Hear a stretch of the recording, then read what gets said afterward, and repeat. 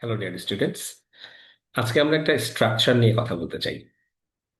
যে স্ট্রাকচারটাকে আমরা খুব বেশি পরিমাণে গুরুত্ব দিই না, but really this structure is very important. আমরা যখন কোনো ফর্মাল রাইটিং এর দিকে যাই, ফর্মাল রাইটিং ফর্মাল রাইটিং এ এটাকে আমরা চাইলেই অবজ্ঞা করতে পারি না। সেই স্ট্রাকচারটাকে আসলে আমরা কি বলছি? এই স্ট্রাকচারটাকে আমরা বলছি সাবজাংটিভ। যদিও সাবজাংটিভ এটা কোনো স্ট্রাকচার না, বরঞ্চ এটাকে আমরা বলি মুড। এখন প্রশ্ন হতে পারে, স্যার সাবজাংটিভ মুড আসলে কি? সাবজাংটিভ মুডটা নিয়ে চিন্তা করার আগে একটু বুঝতে হবে যে আমরা যখন সেন্টেন্স প্রডিউস করি, either it can be written or in spoken, আমরা বিভিন্ন মুডকে কি করি? এক্সপ্রেস করি। দ্য মুড ক্যান বি কোনো কিছুকে ডিরেক্ট করা মুড, আবার মাঝে মাঝে এরকম হতে পারে কোনো কিছুকে কোয়েশ্চেন করা মুড, আবার এরকম হতে পারে আমি যখন কথা বলছি, কথা বলার মধ্যে কোনো অর্ডার হতে পারে, সাজেশন হতে পারে, এই টাইপের মুড আমরা সেন্টেন্সে আনি। তো এরকম একটা মুডকে আমরা বলছি সাবজাংটিভ মুড। তো সাবজাংটিভ মুড যখন আমরা আনি, সাবজাংটিভ মুড আসলে কতগুলো কনটেক্সটকে কি করে? ইন্ট্রোডিউস করে। কতগুলো কনটেক্সট? সেই কনটেক্সট গুলো কি কি? একটা কনটেক্সট হতে পারে হাইপোথেটিক্যাল। হাইপোথেটিক্যাল মানে আমরা কি বুঝি? অনুমান। তারপরে আর কি কনটেক্সট হতে পারে? কনটেক্সট আরেকটা হতে পারে আমি আসলে কোনো কিছুর ডিমান্ড করছি, অথবা হতে পারে আমি আসলে কোনো কিছুর উইশ করছি, অথবা আমি এমন একটা জায়গায় আছি সেখানে একটা ডাউটফুল সিচুয়েশনে আমি আছি। সাধারণত এই কনটেক্সট গুলোকে যখন আমি হাইলাইট করতে চাই, তখন আমি সাবজাংটিভ মুডের কাছে চলে যাই। এই সাবজাংটিভ মুডের আমরা যদি ক্যাটাগরাইজেশন নিয়ে ভাবি, এটাকে মূলত আমি তিনটা ক্যাটাগরিতে ভাগ করতে পারি।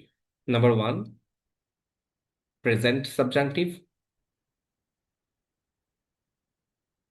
Number two, past subjunctive. And number three, perfect subjunctive. আজকে আমরা যেটা নিয়ে একটু কথা বলতে চাই, প্রেজেন্ট সাবজাংটিভ। প্রেজেন্ট সাবজাংটিভে যে বিষয়টা আমরা পাবো, খুব কমনলি আমরা দ্যাট ক্লজ পাবো। এবং দ্যাট ক্লজের ক্ষেত্রে আমরা সার্টেইন ভার্ব পাবো। যে ভার্বগুলো খুবই সার্টেইন, সেই ভার্বগুলো কি কি? দ্যাট ক্লজে আমরা ভার্ব পেতে পারি অর্ডার, ভার্ব পেতে পারি ডিমান্ড, ভার্ব পেতে পারি রিকোয়েস্ট, সাজেস্ট, বা আমি পেতে পারি ইনসিস্ট, অথবা আমি পেতে পারি ডিমান্ড তো দিয়েছি। উম, তারপরে এখানে পেতে পারি উইশ, হতে পারে রিকমেন্ড। তো এরকম সার্টেন আমরা কতগুলো ভার্ব পাবো, সরি ডি হবে এটা।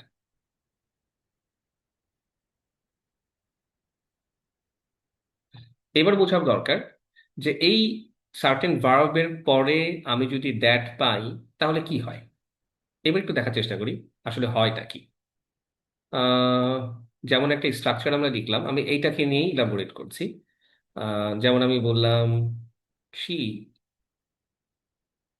Ordered that I. ধরো এখানে আমি কি লিখবো? তোমরা একটু চিন্তা করো।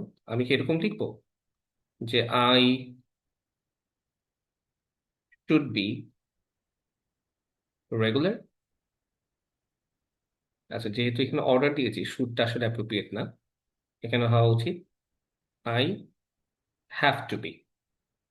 নাকি এটা এরকম হবে, she ordered that I be regular? আমি মোটামুটি নিশ্চিত তোমরা বলবে, স্যার এটাই তো শুনে আসছি, এটা তো কেমন একটা বেখাপ্পা লাগছে। কিন্তু ট্রাস্ট মি, ফর্মাল ল্যাঙ্গুয়েজে সাবজাংটিভ মুডে আসলে আমরা এই স্ট্রাকচারটাকে ফলো করব। কোনটা?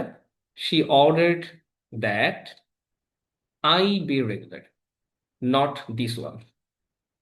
এরকম আরেকটা এক্সাম্পল দিই। যেমন আমি বললাম এরকম, I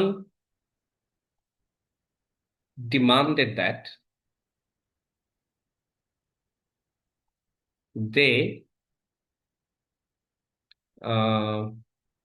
B given their right pair. খুব ভালো করে খেয়াল করো, সাবজাংটিভের আগের কথাটাই আমি কিন্তু অ্যাক্টিভ ফরমেশনের কথাটা বলেছি, যার কারণে সরাসরি আমরা ভার্বের বেস ফর্ম ব্যবহার করেছি। বেস ফর্ম এর মানে সাবজাংটিভের স্ট্রাকচার অনুসারে দ্যাট এর পরে, সাবজেক্টের পরে আমরা কি আনবো? ভার্বের বেস ফর্ম আনবো। রিমেম্বার, বি ভার্বের বেস ফর্ম কিন্তু বি নিজেই। এখন বলতে পারো স্যার অ্যামিজার তাহলে কি? অ্যামিজার হলো প্রেজেন্ট ফর্ম। কেমন? অ্যামিজার এটা বেস ফর্ম না। তাহলে বুঝলাম আমরা যেটা, যে সাবজাংটিভে অ্যাক্টিভ ফর্মেশনে আমরা করব ভার্বের বেস ফর্ম। এটা যদি কোনো অ্যাকশন ভার্ব হয়, অ্যাকশন ভার্বের base form. S by s কিছু যোগ হবে না, পাস্ট ফর্মও হবে না। এবার I demanded that a given, কিন্তু এটার পরে আমি বি এনেছি, বি এর পরে ভার্বের থার্ড ফর্মটা কেন নিয়ে আসলাম? কারণ এই এই জায়গাটা আমরা পেয়েছি প্যাসিভ ফর্মেশনে। প্যাসিভ ফর্মেশনে আমরা জানি এক্সট্রা বি ভার্ব লাগে মেন ভার্বের আগে, এবং মেন ভার্বকে থার্ড ফর্ম করতে হয়। এখানে ঠিক আছে, মেন ভার্বে থার্ড ফর্ম হবে, কিন্তু এর আগে এক্সট্রা বি ভার্বটাকে বি ভার্বই বসাতে হবে বেস ফর্মে। তাহলে এইটা হলো একটা সাবজাংটিভের জায়গা। এবার তোমার মাথায় একটা প্রশ্ন আসতে পারে, যে প্রশ্নটা আমার মাথায়ও, মানে যখন প্রথম শিখেছিলাম স্টুডেন্ট লাইফে আমার মাথায় প্রশ্ন আসছিল। সেটা হলো, আচ্ছা আমি যদি এখানে বলি she ordered me, she ordered me that I have to be regular, তাহলে এটা কি সাবজাংটিভে পড়লো আমি যদি মি দিতে চাই? আচ্ছা, এবার আমরা এটা রেফারেন্স দিতে পারি ইন্টারমিডিয়েট বা এসএসসি লেভেলে আমরা ন্যারেশন করেছি। ন্যারেশনে আমরা শিখেছি ইনভার্টেড কমার ভেতরে যদি কোনো অর্ডার টাইপের কথা থাকে, গো দেয়ার অথবা বি অ্যাটেন্টিভ নাও, এটা অর্ডার দিয়ে আমরা করতে পারি। কিন্তু আমরা অনেক সময় যেটা করেছিলাম, শি অর্ডার্ড মি দ্যাট, তারপরে লিখেছিলাম আই হ্যাড টু। কিন্তু রিমেম্বার, এটা আসলে কোনো সময় ফর্মাল ল্যাঙ্গুয়েজে পড়ে না, এটি ইনফর্মাল ল্যাঙ্গুয়েজ। স্পোকেনে আমরা আনতে পারি। তখন যেটা আমার করার দরকার সেটা হলো she ordered me to be regular. Either আমি সেন্টেন্সটাকে এভাবে লিখবো, না হয় লিখবো she ordered me, she ordered me তো হবে না, she ordered that I be regular. মিকে আমরা কখনোই দ্যাট ক্লজে আনি না। ডিমান্ডের ক্ষেত্রেও তাই। I demanded to them, never. I demanded that they be they be given their right share, অথবা I demanded to give them their right share. তা আমার মনে হয় সাবজাংটিভের জায়গাটা আমি ধরাতে পেরেছি। Thank you very much.